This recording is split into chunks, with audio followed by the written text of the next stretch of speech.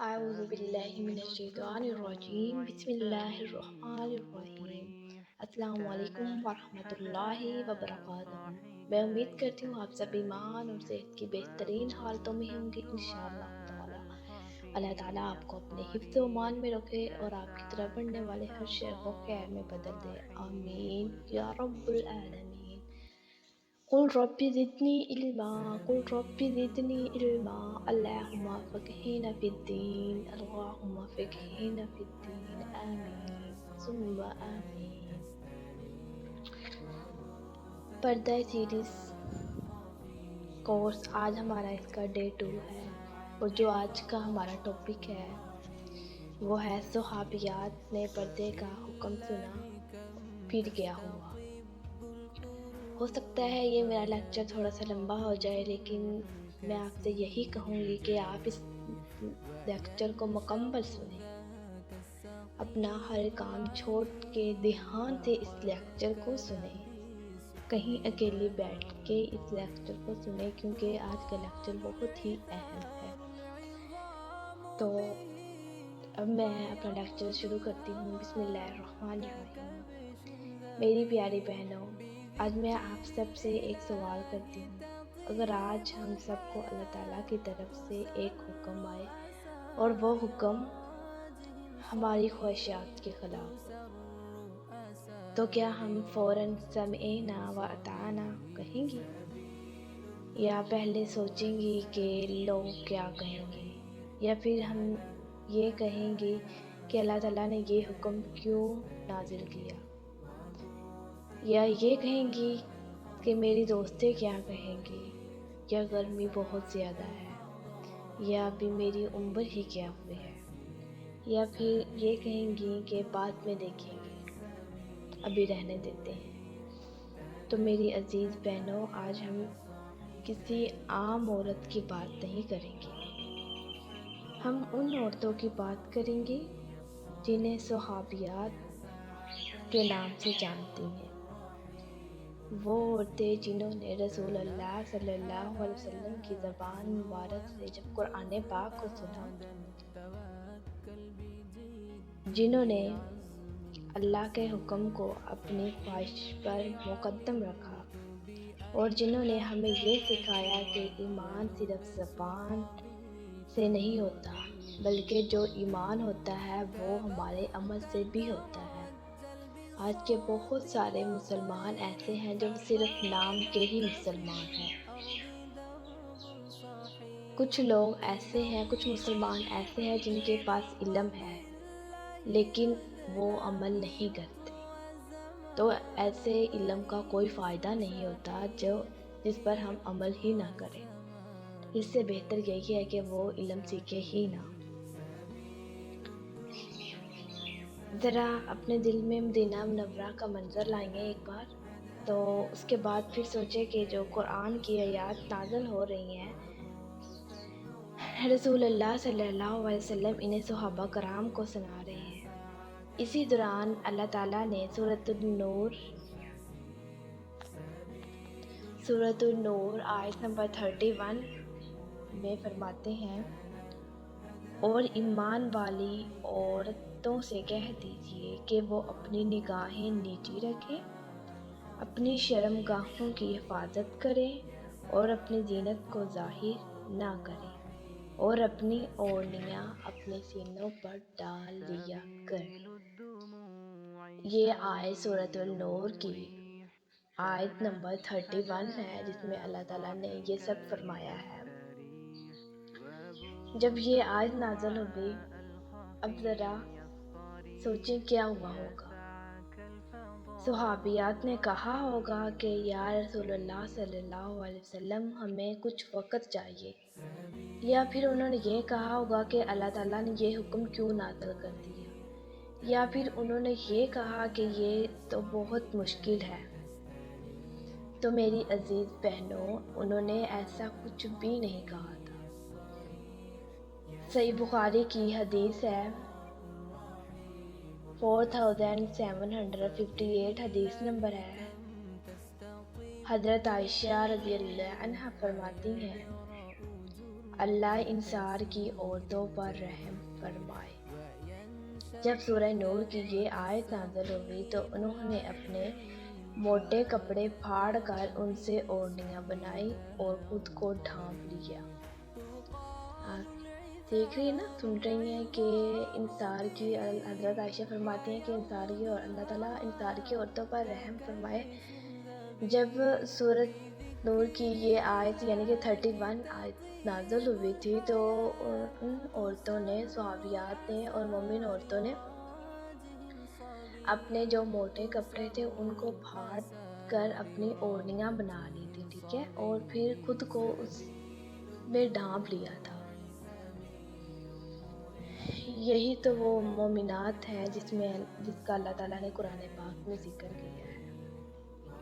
اللہ اکبر، کتنی عظیم بات ہے۔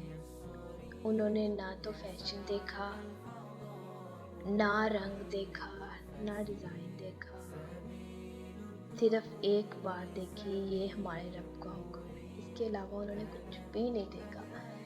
اگر آج کے دور میں دیکھا جائے، اگر کوئی بھی عورت کا جو رنگ ہے وہ سفید ہے اور وہ خوبصورت ہے، وہ لوگوں کو اپنا حسن زیادہ دکھاتی ہے۔ جب وہ گھر سے باہر نکلتی ہے وہ اس طریقے سے نکلتی ہے کہ نہ محرم اس کی طرف متوجہ ہوتے ہیں۔ لیکن صحابیات نے یہ سب کچھ بھی نہیں دیکھا۔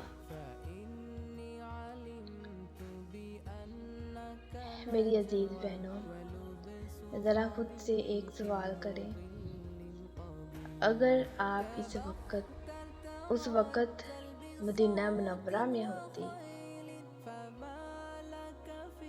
کیا آپ اتنی ہی جلدی اللہ کے حکم پر عمل کرتی یا پھر بہانے تلاش کرتی؟ یہ سوال جو ہے یہ آپ خود سے کریں کہ اگر میں اس وقت مدینہ منورہ میں ہوتی اور میں بھی اتنی ہی جلدی اللہ کے حکم پر عمل کرتی یا پھر میں بہانے تلاش کرتی۔ یہ صحیح بخاری کی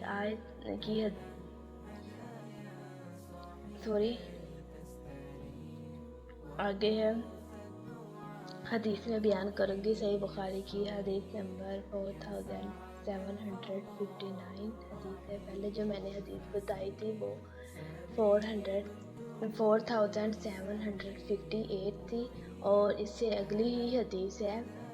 اس میں حضرت عائشہ رضی اللہ عنہا ایک اور موقع پر فرماتی ہے کہ جب پردے کی آیات نازل ہوئی تو مدینہ کی مومن عورتیں اس حال میں نکلی کہ وہ اپنی چادروں میں اچھی طرح لپٹی ہوئی تھی۔ پہلے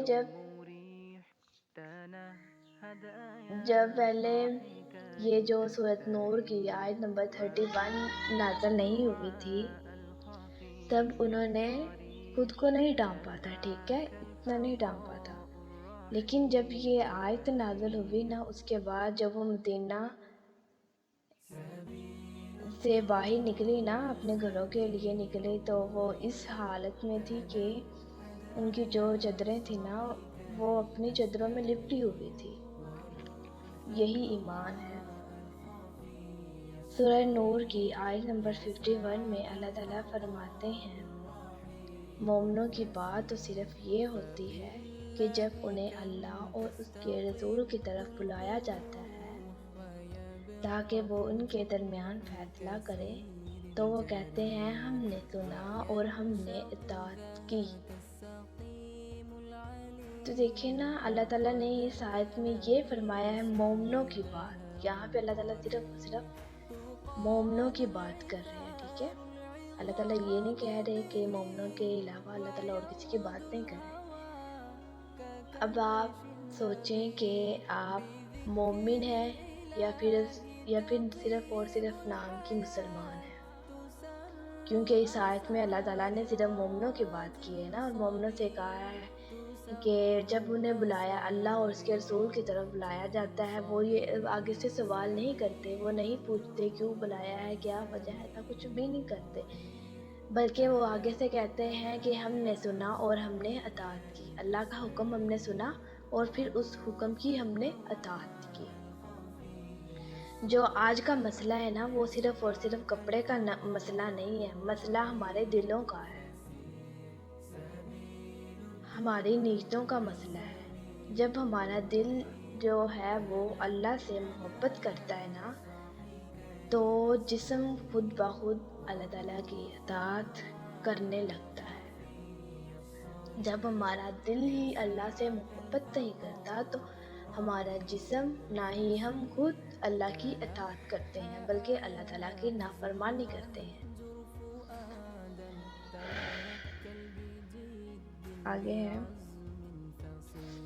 آج ہم کہتے ہیں کہ لوگ کیا کہیں گے اگر کوئی بھی حکم ہے جو اللہ تعالیٰ نے ہم پر اتارا ہے، ہم یہ کہتے ہیں کہ لوگ کیا کہیں گے۔ اگر آپ پردہ کرتی ہیں تو بھی لوگ باتیں کریں گے، اگر آپ پردہ نہیں کرتی تو بھی لوگ باتیں کریں گے۔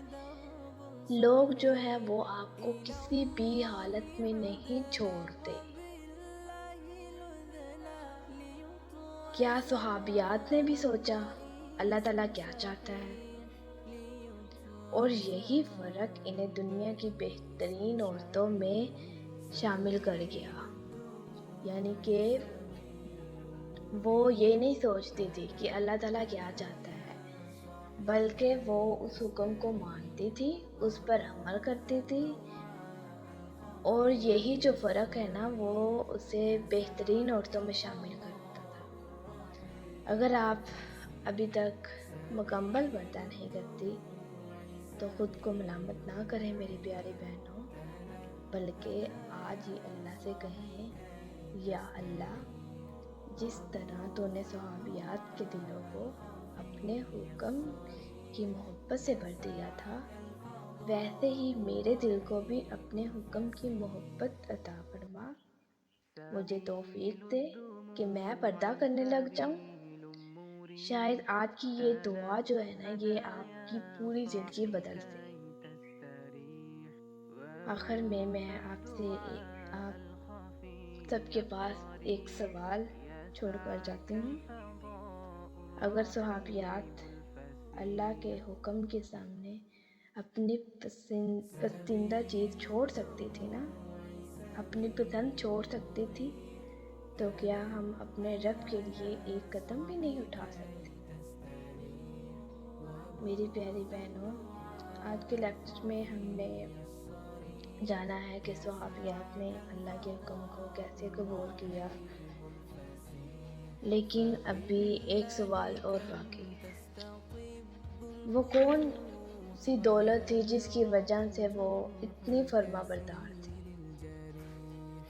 وہ جو دولت تھی وہ حیا تھی، صرف اور صرف حیا تھی۔ تو میں آخر پہ دوبارہ سے آپ کو وہی سوال کرتی ہوں کہ جو میں نے پہلے کیا ہے، جو ہمارے صحابیات تھی، ہمارے صحابہ کی بیویاں تھیں، بیٹیاں تھیں، ان کی عورتیں تھیں، نبی کی بیویاں بیٹیاں تھیں، انہوں نے اللہ کے حکم کے سامنے اپنی پسند چھوڑ سکتی تھی، انہوں نے چھوڑی، تو ان کے سامنے ہم کیا چیز ہیں؟ ہم تو پھر ایک عام سی گنہگار عورتیں ہیں نا، اس کے علاوہ تو ہم کچھ بھی نہیں ہیں۔ ہم نہ ہی صحابہ کی بیویوں جتنی عزیز اور پاک باز ہو سکتی ہیں، نہ ہی نبی کی بیویوں بیٹیوں سے زیادہ عزیز اور پاک صاف ہو سکتی ہیں۔ تو یہی سوال آپ سوچیں کہ کیا آپ ان سے زیادہ اچھی ہیں جو آپ اللہ کے حکم کو نہیں مان رہے؟ اللہ تعالیٰ ہمیں صحابیات کے نقش قدم پر چلنے کی توفیق عطا فرمائے، آمین یا رب العالمین۔ السلام علیکم ورحمۃ اللہ وبرکاتہ۔